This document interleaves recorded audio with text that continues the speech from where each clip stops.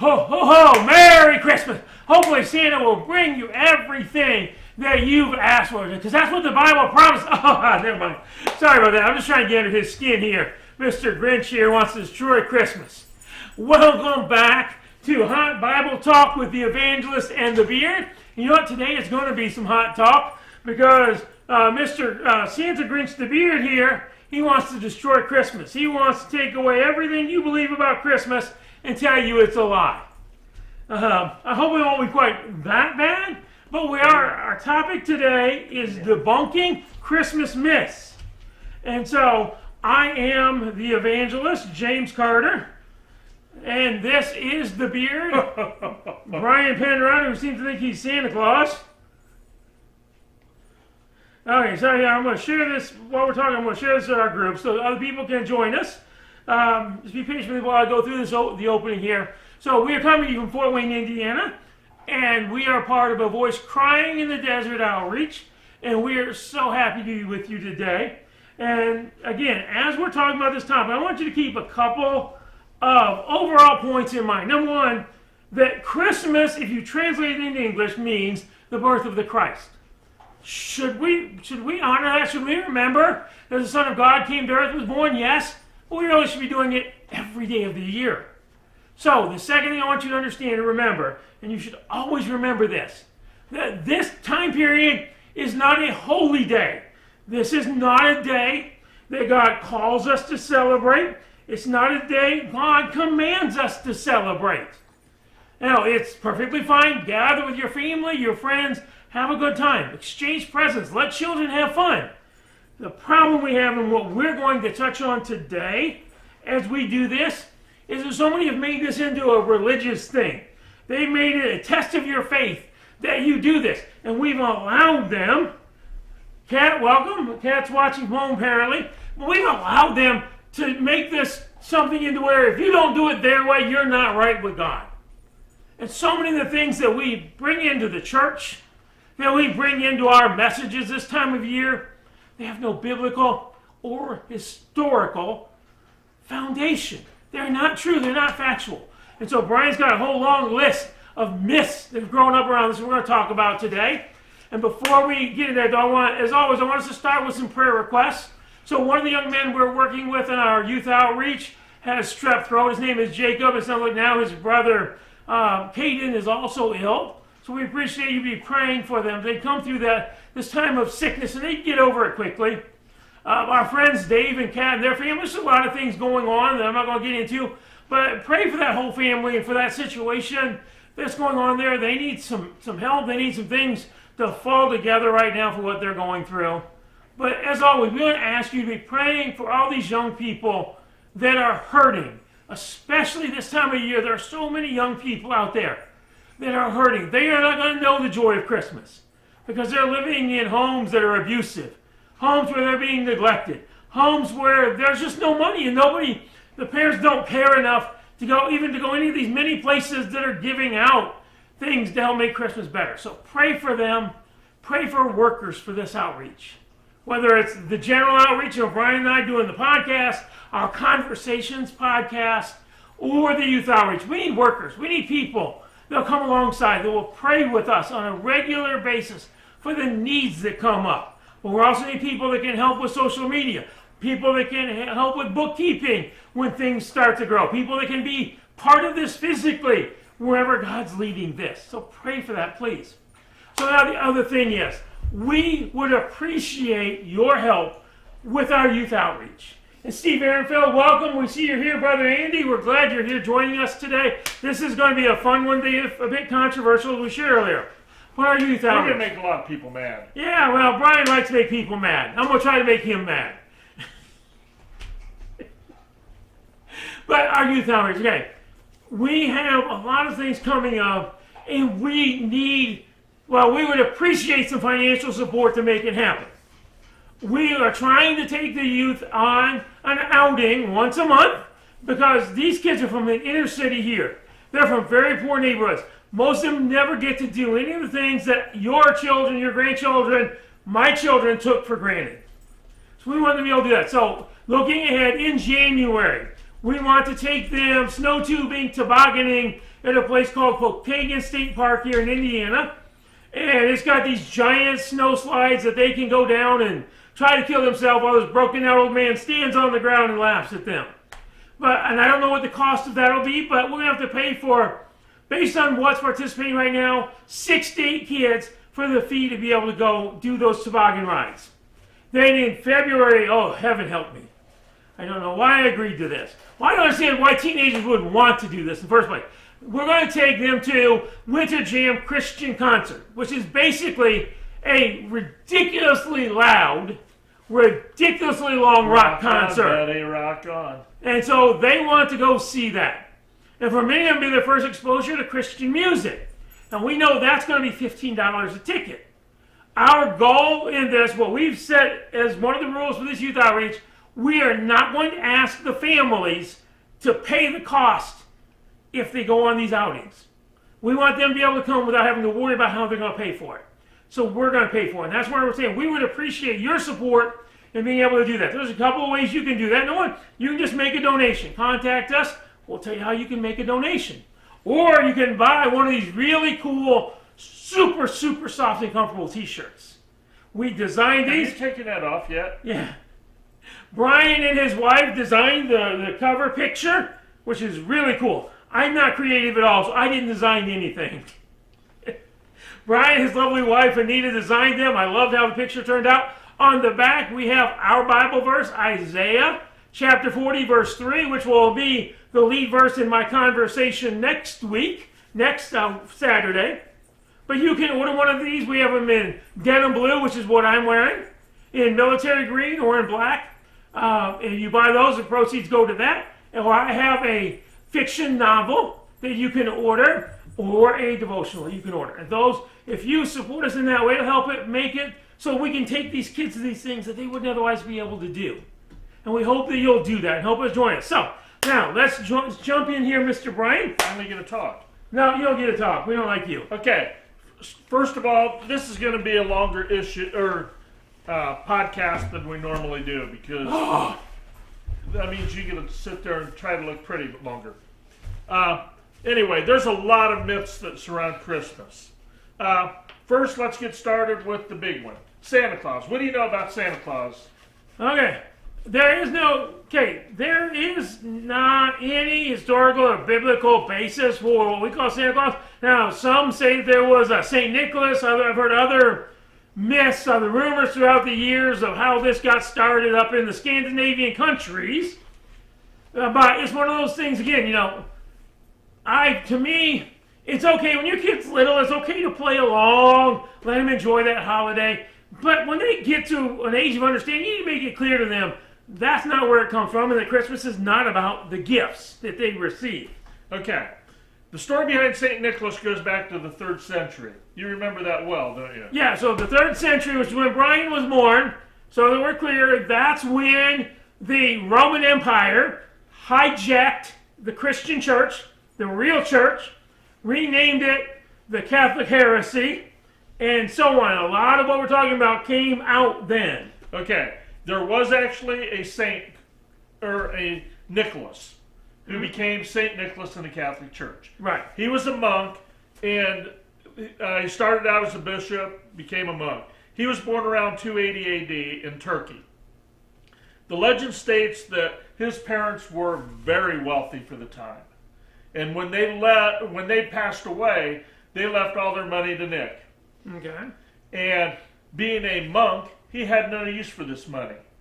So, legend goes that he would go around town at night and leave money in the poorer people's houses.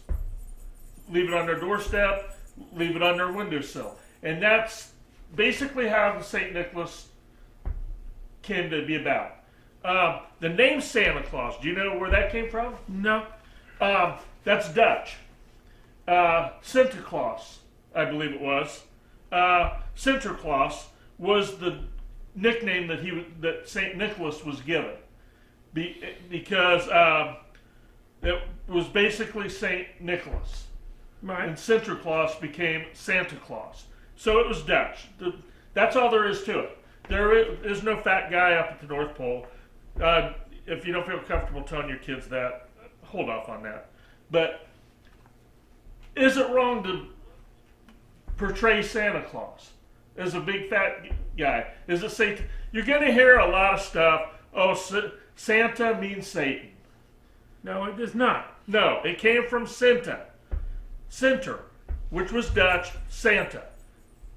Easy correlation. Santa Claus is usually portrayed as a big fat jolly guy. Right. Does that sound like Satan to you? No, because we know that Satan, the original Lucifer, the angel of light, was one of the most beautiful creatures God had ever created before he sinned. And so, no, and there's not anything wrong with portraying him that way, because again, if you're looking at it as a day of fun, a day with family, as opposed to a day that is faith-based, because there's nothing about this that is a holy day. Nothing, I'll say it many times, nothing here that has to do with the church. So there's nothing wrong with letting your kids see some fat jolly guy that's going to make them feel good, make them happy, get them all excited and worked up. There's nothing wrong with that. Now, if you're saying that it's part of your faith, it's part of your religion, whatever, then we're going to have a problem. Okay, the next one is probably the most controversial one we're going to touch on. Okay. Well, no, I'm going to hold that. We're going to go... Hey! Sorry, my dog's barking over here. We're going to go with December 25th, the day we celebrate Christmas. What do you know about that? Okay, first of all, it is not... And I'm going to prove you wrong on this one. It is not the day Jesus was born. Okay, if you were here for the introduction, I said Christmas translates into English as birth of the Christ. Christ is the title for Jesus of Nazareth. By the way, it's not his last name. It's a title. So I believe Christ is the Latin, Messiah is the Greek. It's simply a word, a title for the anointed one, the one who was to come. So Christmas is supposedly about when he was born. He was not born on December 25th. The Catholic heresy picked that date and told us that's when we have to celebrate it. Okay, I'm going to dig a little deeper. I can't prove you wrong because you didn't say what I expected you to say. I never say what you expect me to say because you're always wrong. December 25th is not, like James said, the birth of Christ. You don't have to believe us, but you should believe Andrew McCallum of the Berkeley Divinity School at Yale. He says one of the big red flags is that there is no evidence before the 12th century that Christmas was celebrated on the 25th. Mm-hmm. It sounds like a long time ago, but it wasn't. And it wasn't taken from an ancient pagan the celebrations. They didn't transfer that.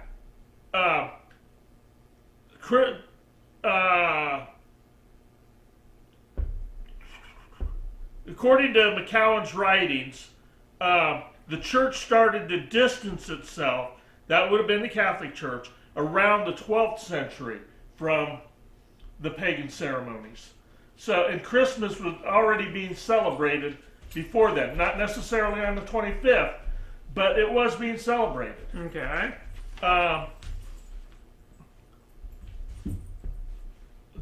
Jesus could have been born on the 25th, but it's unlikely. Because historical scholars go back and find the date of the actual census, try to find that census. Right. And that was around September, October. Right. So most scholars agree that Jesus was probably born toward the end of September. But the Bible doesn't tell us, and we can't pinpoint it. Right. See, that's the big thing. See, we want, and I'm going to say this again later too, don't trust something just because the preacher says it. Don't trust something because we say it. Especially him. I'm usually right, he's usually wrong. But anyway, go to what the Bible says. If the Bible doesn't say it, don't start saying it. Now again, is it okay to have this holiday at this time? Sure it is. But we should actually be remembering that Jesus was born, that the Son of God came down, was born as a man all year long. We can celebrate his birthday whenever we want. You can tell people your birthday's whenever you want it to be, and they're going to celebrate it then. But no, it's virtually impossible going based on the historical and biblical record. And again, the only biblical hint we have is that Quirinius ordered a census. So they had to, then you go to the historical record, when did it take place? Late fall of that year. Now I've heard many others argue, and I don't know where they get it from, that it probably happened around Passover time. But whether it's Passover time, September, December, it doesn't matter. What matters is that he was, not when he was. So that the act of his being born so that he could live as a man and then die for your sins, rise again, and ascend into heaven is what's important. When he was born. But if you start getting an argument and saying, well, it has to be this day that we're celebrating it, then you're wrong. And so with many things, if you start to argue over when it happened or when it will happen, then you're wrong. Because the Bible doesn't give us that kind of information because it was not important. I think one thing too, and I've read a lot of church history, they did not, in the first believers, the ones up through Peter and Paul, their generation, the ones that they didn't recognize any of this. They didn't celebrate any of this stuff that we claim is so important now. They didn't take time to celebrate the fact that he was born. They didn't take time to celebrate when he died and rose again. Because to them, every day was supposed to be a celebration of that. To them, all of these things happening in the world were unimportant because what mattered was the kingdom of God. Are you growing the kingdom of God? Are you growing yourself within the kingdom of God? Yes. One thing that made it very important in this is there are a lot of people out there that say, like you've stated in the past, that Christmas was set on the 25th to offset a pagan holiday. There's a line of biblical scholars that say that. And that is incorrect because the 25th of December was set as a day to celebrate Christmas centuries before the Catholic Church decided to start separating holidays from the pagan calendar. Okay. So all right, so real quick here, Eric Thompson, we're glad that you've joined us. Welcome to Hot Bible Talk. Tamara Chaos, we're so glad you have some time today to join in. We appreciate all Tamara does, all the advice she gives me on videos and the song that she gave us a couple of weeks ago. Okay, you ready to really make people mad? Give me another one here. Christmas trees. Christmas trees, oh, they're definitely pagan. You can't have those. Are you going to go over there and worship that Christmas tree, are you? I think he does. I spent 2 hours last night, and I was getting hammered this morning on a Facebook page that I'm on because the biggest Bible verse that these people take that say Christmas trees are pagan and evil and worship of idols is Jeremiah chapter 10, verses 3 and 4. If you want to read that. All right, yeah. The reason I like Eric's comment there, calm down. Yeah, people need to calm down about this. Brian and I are just playing around with each other. But there are a lot of people that take this way too seriously. And while you're looking this up. Jeremiah what again? 10, 2 and 3. All right. Or 3 and 4. All right. Okay. I want to give you a little history about the Christmas tree. The Christmas tree did not come into play as we know it until the 16th century. In the 1700s, the Germans started using the Christmas tree. Right. They started cutting the tree down and decorating. And this was only in Germany. It was not a worldwide thing. In the 1800s, if I'm not mistaken, the King of England, I'm not sure which king it was. I've got it here somewhere, but it's not important. 1848, England's king decided that he wanted to import Christmas trees from Germany, his home country, and that's around the time that they started becoming popular in Europe. Was around the 1850s. Right. So, if you want to read this. Sure, I'm going to back up to verse 2 after all here. So, you might even want to read verse 5. Jeremiah chapter 10, we're going to read from verse 2. Do not learn the way of the nations or be terrified by signs in the heavens, although the nations are terrified by them, for the customs of the peoples are worthless. Someone cuts down a tree from the forest. It is worked by the hands of a craftsman with a chisel. He decorates it with silver and gold. It is fastened with hammer and nail so it won't totter. Like scarecrows in a cucumber patch, their idols cannot speak. They must be carried because they cannot walk. Do not fear them, for they can do no harm, and they cannot do you any good. So, what he is basically saying here, he was telling the Jews, who were supposed to be focused only on worshiping Yahweh, don't worship trees. Okay, now, there's a religion that's still out there today. It goes by New Age. Back in the early days of the church, it was called Druidism. And they literally worshiped the trees. And that's what Jeremiah's talking about, that there were people around them that would cut the trees and turn them into an idol, and then they would offer sacrifices to that tree. They would bow down and worship it. But we don't do that with a Christmas tree. I put up a Christmas tree because it looks pretty. When my grandkids are over here, it's a pretty thing to look at, to talk about. Well, I should say they put it up, because I made them do all the work while I supervised. But, yeah, so no, we don't worship trees, whether it's at Christmas time or any other time. Now, there is a false religion out there even today that does that. They worship the trees. They go out there, they dance, they pray to the trees. That's what Jeremiah's telling us don't do. Don't go out there and pray to them. That's a whole lot different than decorating one. Okay, I'm going to even go a little bit deeper, but before we do, are you familiar with Strong's Concordance? Yeah, I know what it is. I said I don't have one right now, but I've had them in the past. I'm going to read this passage and point out some. After I read it, I'm going to go back to some very important words and look them up in Strong's Concordance. For the customs of the people are vain. For one cutteth a tree out of the forest, the work of the hands of the workmen with the axe.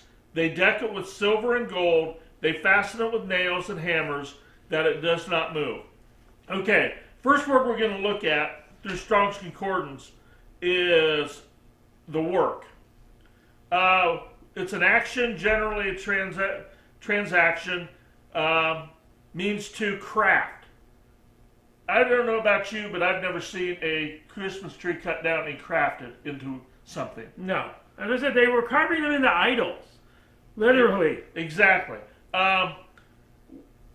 They were decked with silver and gold, fastened with nails. The word fasten, a primitive root, to fasten upon, hence, be strong, cure, repair, obstinate, conquer, mend. I don't see where any of that, repair, in King James usage. I don't see where anybody that's doing a fake Christmas tree is doing this. I mean, I've got a fake Christmas tree. Mm-hmm. And are you familiar with the Septuagint? Yes. Okay, what is the Septuagint? Tell our viewers. So it's a version of the Jewish Torah, of the Jewish scriptures. At 77, I can't remember what the rest of it translates at literally, something like 70 or something. It's 770, I believe, because it was 770 translators. Yeah. It is basically a commentary of the books of the New Testament or the Old Testament. And here's what it has to say. Let me find verse 3. For the customs of the nations are vain. It is a tree cut out of the forest, the work of a carpenter on a molten image. And they are beautified with silver and gold and fixed to them with hammer and nails. Okay. I don't know when the last time I saw somebody cut down a tree for Christmas and craft it. Right. So this verse is definitely not talking about Christmas trees. It's talking about carving idols and plating them with silver and gold. Right. Not decorating with silver and gold. It's plating. Because back in biblical times, silver and gold were easy to get. They were not a commodity like they are today. Right. They were kind of like cubic zirconia today. Mm-hmm. Very common thing. Silver and gold was nothing. It looked pretty and nice, but it was not a high-priced item to them. Right. So once again, this is not talking about a Christmas tree. It is an idol. Yes. And again, there's no religious significance, no faith significance to a Christmas tree. Well, you can put them in your churches, you can put them wherever, because you're not going to go tell people, come bow down and worship at the Christmas tree if it's in your church. They're just a fun thing, a pretty thing, and so you can have them, you can not have them, whatever your preference is, because there's not a faith significance. And so much of what's surrounding our holiday does not have a faith significance, and therefore we shouldn't even be arguing about it. So Harry Lusby, thank you for joining us. We're glad that you're here today. Back in the time of Jeremiah, there was a cult. It was the cult of Asher. Mm-hmm. They actually worshiped trees during that time. Right. So, like you said earlier, they would take the trees crafted into idols. This is where this comes from. Okay, let's talk a little about trees. Sometimes the cult of Asherah would put a tree in their house, an actual tree. Supposedly. Nobody knows for sure. History doesn't document it. It's just supposed. We already touched about the German practice until the mid-1800s when the British royal family popularized the Christmas tree in 1840. It was Prince Albert. You have Prince Albert in a can? Okay. Imported several spruce trees from Germany to start decorating England. Is there anything pagan about trees? No. Okay. Is there anything about putting a tree in your house? No. I know several people that have little palm trees in their house and such like that. Is there anything pagan about decorating a tree? No. Okay. And so here, kind of short circuit all Brian's going, I would remind you what Paul said. All things are permissible now under Jesus. No, not all things are advisable. Not all things are good for you to do. But if you're doing something or you have something for the right attitude, then there's nothing wrong with it. And so, I don't know where Brian's so upset about it because he's been arguing all yesterday and all today with people over this subject. It was only a couple hours. And so, so there's not. And, there's a lot of other things that we need to understand. Because, again, we bring some of these things into our church and make it. He hasn't got to the part that really upset me yet. There are some of these things that really annoy me. Oh, me too. Some of these things he wants to talk about, really, you'll find I'll get passionate when he gets to them. What's the purpose of Christmas trees? Number one, they're fun. Right, it's just a fun, pretty decoration. It was amazing last weekend. Little Lila came over to our house. That's my oldest granddaughter. We had some presents under the tree. Anita took her in to look at the tree, and she just lit up. I didn't get to see it. I was in another room with the youngest granddaughter, so I didn't get to see it. But Anita said her face just lit up. Is Santa been here already? She said it was just total amazement in her eyes. Yeah, man. Yep. And that is the purpose of Christmas. To bring joy to little ones. Right. Not to teach them that Santa is Satan. At some point in her life, she's going to learn that Santa is non-existent, that it's mom, dad, grandpa, grandma. But don't break their hearts at this age. There's nothing evil about what they have in their heart with Santa in Christmas. Right. It's all about your attitude. It's all about what's in your heart. So, Jeff Carter, thank you for joining us. Stephen Ellerback, we're glad that you joined us from way up there in Canada. What are some other good purpose of Christmas trees besides fun? They smell nice. If you have a fresh Christmas tree, that is a great smell in your house. Yes. The only problem is cleaning up the needles. Yeah. They look nice. You have a nice looking Christmas tree over there. Yeah, my grandkids did a good job decorating it. So, that's the purpose of the trees. We don't worship them. I had people telling me, you're worshiping that tree. I don't bow down to that tree. Well, you're putting presents under. The presents aren't for that tree. Therefore, I'm sure Anita will break down and buy James something. They're for loved ones. That's our way of showing love to people, is by giving them gifts. The old saying, it's better to give than receive. Right. And Lila was so excited. The eyes of a little one, oh, look at all those presents I get to open up. Sorry, little girl, they're not all for you. Yeah. So what's the next one after okay. Mary rode to Bethlehem on a donkey. Well, of course she did. It says she rode in there just like Jesus rode into Jerusalem on a donkey. Where's it say in there that she rode on a donkey? I'll wait. Go right ahead. Give me your explanation. You're wrong. Go ahead. She may very well have, but nobody knows. That's the point. So many things that we say we know, we don't know because it doesn't say it in the Bible. And don't be putting things in the Bible that the Bible doesn't say. If it was important, they would have told us. If it was important, Matthew or Luke would have told us how she got there. Now, they were approximately 80 miles from Nazareth to Bethlehem, where the Bible prophets, where God had prophesied that the baby Jesus would be born. So and they went there because of the census. We know that. The Bible tells that.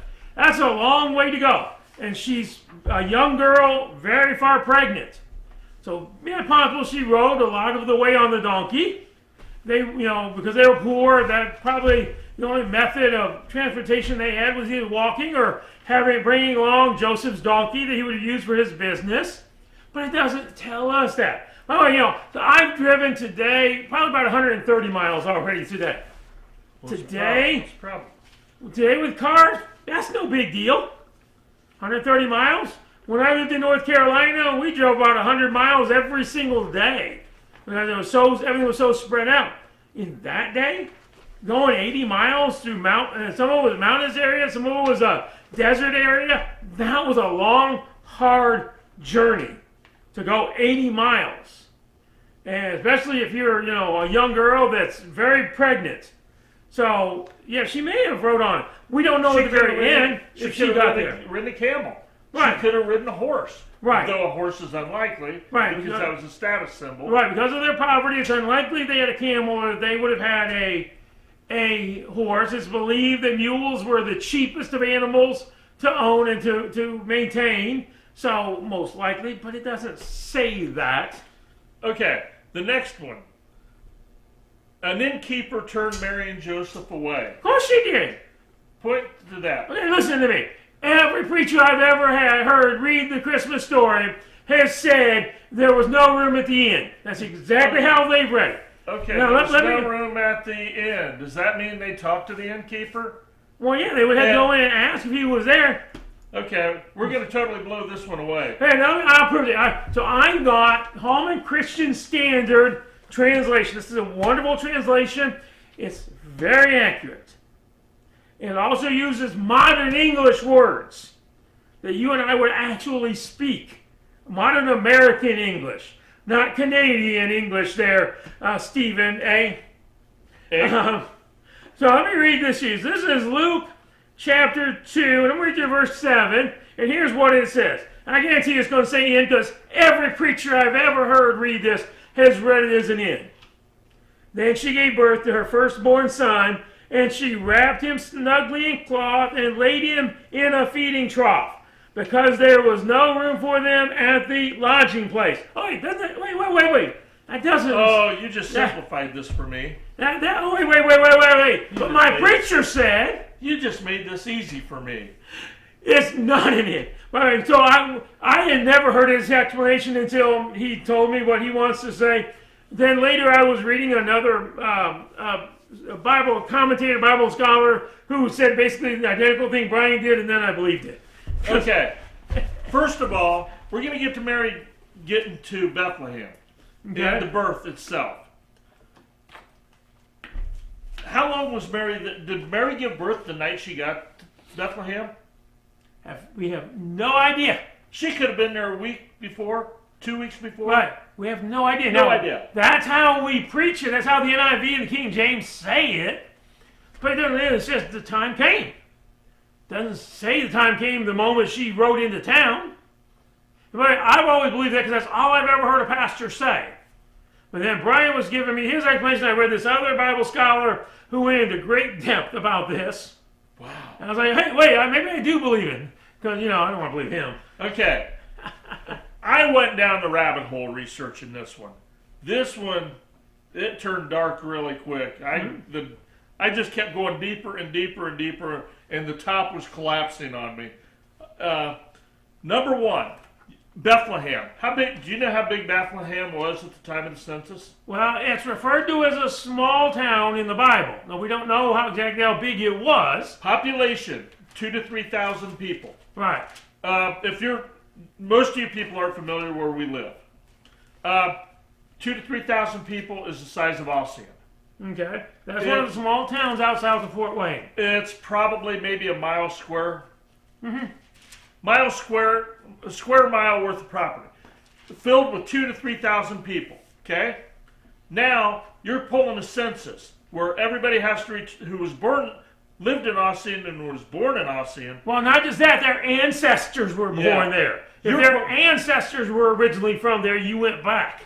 So, you're taking a population of 2,000 to 3,000 in a square mile city and probably taking it, because all these people are coming in, maybe triple that, quadruple that minimum. That's just 2 people coming in.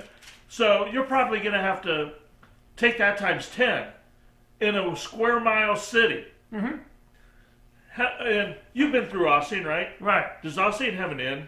No. Not that I've ever seen. So, by inn, you're talking like a hotel, a bed and breakfast. Can you imagine a little place like that? Think of the small town you're in or a small town near you. Tim Jackson, welcome. We're glad that you're here. But think about that. Those smaller towns out there in the middle of nowhere, do they have a hotel? That's part of the fallacy you're talking about here. But also, Mary and Joseph were the poorest of the poor. Jesus, the Son of God, intentionally was born to the poorest of the poor. What would make you think after traveling all that distance they'd have money to check into a hotel, even if they got there late at night and she's about to go into give birth? So yeah, it's not at all remotely feasible or understandable that they would have went to an inn, to a hotel, and said, hey, can we get a room here? Now, if there was one, yeah, I can see it would have filled up with the rich people first that could pay the most money. But it's not there. Also, it doesn't say, by the way, the other thing I've heard, every pastor I've ever heard talk about this, they say it was in a stable. There's no mention of a stable in there. We're going to get to that. We're going to get to that. Okay. I want to touch on the Greek. And I am not fluent in Greek. I know you're not fluent in Greek, so I'm going to butcher this language. The New Testament was originally written in Greek, and the Greek word translated in this passage is the word kataluma, I believe. I probably butchered it. It means a place to rest, usually a what? A lodging place. A guest room. Yeah, a guest room, a lodging place. A place where they were going to lodge, a place where they were going to stay. In fact, the same writer, Luke, uses the very same word later on when he talks about the Last Supper. Christ wanted a guest room, not an inn. And later on in Luke, a guest room, kataluna, is used, but that's where Christ wanted to eat the Last Supper with his disciples. In another place, with the story of the Good Samaritan, kataluma is not used. The word pandokahion is the word used, and that is the word that was used when the Good Samaritan took the man to the actual inn. To an inn, so to a hotel. They're two actually different words. Right. And so, no, they did not go to an inn and get turned away. Now, the other thing you have to understand about this is what was their custom at that time? Their custom was family and the importance of guests. So we know that Joseph's ancestral family came from Bethlehem.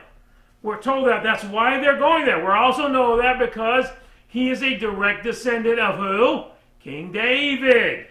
Where did King David come from when he was a shepherd boy? Bethlehem.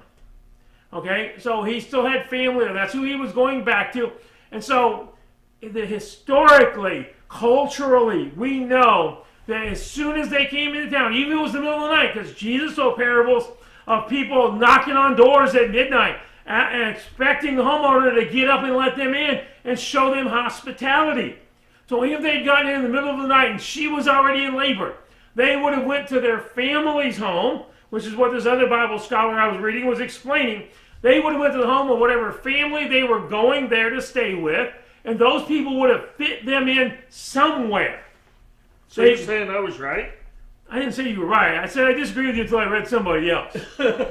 So, and you've got to consider, David's ancestors lived. Give me my hat. I want my hat. David's ancestors lived in this town. If Right. you're going to a town with your ancestry there, they're not going to put you in a cave. Right. They're not going to let you sleep with the animals. Right. They're not going to throw you in a cave with the animals. You're going to maybe not sleep in a bedroom. You might sleep in the living room. In today's times, you might have a cot on the floor or sleep on the couch or sleep in a chair. But they're not going to throw you out with the animals. Right. Now, although it's that, we know they put them in a feeding trough. Now, that's something, again, could have been brought in, or it's possible, as this other Bible scholar was saying, that a lot of family back then, I didn't know this, because I hadn't heard this about their culture, but a lot of the poorer families would have a space, almost like a shed that was attached to the back of their house, almost like a lean-to, that the animals in wintertime, if it was winter or what they passed for winter, which is beginning to look like here where we don't see snow, they'd bring them in. They have an area at the very far back of the house. And that may have been, the rest of the house may have been full. They may have been pushed all the way back to that back of the house where the animals would normally stay if they were brought inside for the night. But now, were they out there with a bunch of cows, a bunch of sheep? No. If that family was as poor as what Joseph and Mary were, they may have only had a couple of sheep in there for milk and for taking up to the synagogue when it was time to sacrifice. But yeah, they were almost certainly in the house, in the lodging place. So in the lodging place, the house of their relatives. An upper story. There was no room in the main part, so they got kind of pushed off in this annexer part, this extra part that normally wouldn't be used unless they had to bring the animals inside. And that's where they laid the baby Jesus in an animal feeding trough. And if the birth did happen in September, like historians think, it's not cold enough to have to bring them in yet. Right. It's still fairly decent out. Right. Because you're talking the Middle East. In the Middle East in September, yeah, it's probably just starting to get where it's not unbearably hot by September. So let me, before he's playing something, I wanted to say, the point here is not, though, necessarily where he was laid, it's the symbolism of God chose to come down and live among the poorest of men. He could have had what the Jewish leaders wanted, what they expected, a man born to kings, living in the lap of luxury, growing up with all the military training possible. But God said, that's not what I want. I want people to see he's just like them. No matter what they've been through, he's been there. Hi, Kent. Pastor Kent, we're glad that you're here with us today. But that Jesus came to be just like you and me. I grew up in extreme poverty. I can understand Jesus' early years. I can understand when he was homeless during those 3 years of ministry, because I've been there. But see, I also know that he understands me, because he's been what I was. Jesus was homeless. Jesus grew up in the poorest of the poor, and that was intentional. Yeah, he could have been born to a family that had a mansion. They would have had 20 bedrooms waiting for him. That's not what God wanted, because that wouldn't give the right message, and that wouldn't show that our focus is supposed to be on those out there that the world doesn't value. Okay, the next part is kind of goes back to the inn, the upper, or the guest room, because you're going to see all these manger scenes. Oh my gosh, this annoys me so bad. Ooh. Sorry, I'm mad.